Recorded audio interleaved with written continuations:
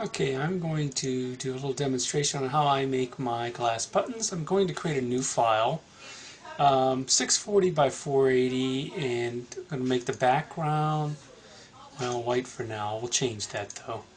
I like to have a gray background. This makes it easier to see what I'm doing with the effects.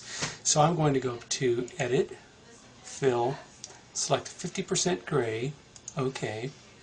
Now I'm going to go over to the Layers menu, go down to the bottom, select New Layer. This is where I'll create the button, basically. I need to change, first off, change the foreground and background colors. I generally use a darker colors than you realize you're going to need for this, because after you add a highlight, it changes some things. For the foreground color, I'm going to select a value of 117.00, which gives me a dark red. And for the background, I'm going to select a value of 255.00. Select OK. The next thing I'll do is select a shape off the rectangular, rounded rectangular tool over here in this. If you don't see it right away, it could be underneath the button. You'll have to select the rounded rectangular.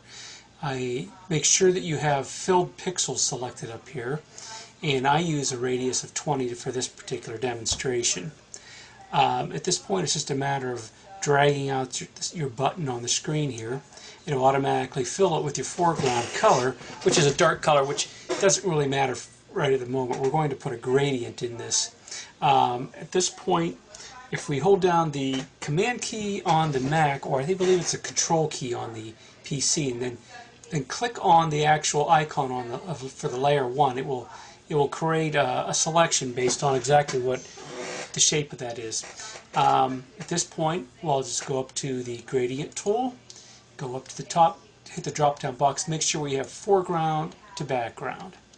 Come back over to our selection, hold down the Shift key, drag down, and it will create a nice gradient in there to get us going here. Then I will go down to the Layers palette, select New Layer. I'm going to double click the name and give it the name Highlight. It's not necessary, but it just makes it easier when you have a lot of layers to identify what's what. Now, I don't like my highlight to be the same width and dimensions as the outside of the button, so I'll go up to Select, Modify, Contract. I'm going to contract it by 2 pixels. Back to the foreground and background colors, click on the default icon, and then select the Switch Foreground and Background. We'll go back to the gradient tool, go up to the drop down box. We want to select foreground to transparent. Select that. Come back, start off a little bit above the actual selection. Hold down the Shift key, drag down to about the middle, and it creates a gradated shade there.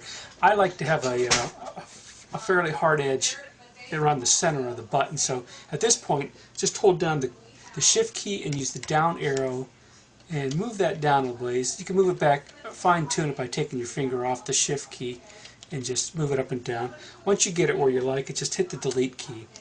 At this point, we could drop the selection. We have already the beginnings of a really nice looking button here. At this point, I'm going to add some text. Just click on the text button. You would normally go in and set all your values at the top. I'm just going to use whatever's defaulted here. Click in the center here, type in my text. Click on the text layer again. That will actually deselect the text. And as you can see here, we have some nice looking text, but I'd like to add a drop shadow to that. So to do that, I'm going to go back over to this text layer, come over here to the right, use the right click, go down to blending options, and here we see drop shadow. I'll click here. I'm going to change this value here, the angle, to 90, and I'm going to change the size. And what this will do is change the shadow from a hard shadow to a soft shadow. And you just play around with these sliders a little bit, And you might change these depending on how big of the button or how small you're working with. It does tend to make a difference. That looks pretty good where it is, so I'm going to select OK. Looks pretty good right now, although with the white text it doesn't look bad on top of the this highlight, but if there's a different color like black or something, it's best to put it underneath the highlight. So to do that, we just click on the left click on the text and drag it down below the highlight till you see that bar between the two layers light up, and then just drop it there. Now your text is in the middle. It all looks pretty good right at this point, but one other thing I like to do is add an emboss effect around the button. I like to do an outside bevel. So to get to that, I'm going to select my main layer with the red gradient on it, move over to the right here, right click, select blending options, go to bevel and emboss, come up here. We don't want an inner bevel, we want an outer bevel. We want this to be in the down. The values that I have in here already, with a 5 for the size and 0 for softness, look pretty good on this button. So I'm just going to leave it right there by selecting OK. And that is pretty much it. If you wanted to change your text a little bit, you could select your text layer and then hit Command T or Control T on the PC, and then it's just a matter of dragging out these boxes. The text will stretch and stay nice and sharp because it's still a vector at this point. We haven't rasterized it. Double click it when you're happy with it, and that's pretty much it. It looks pretty good.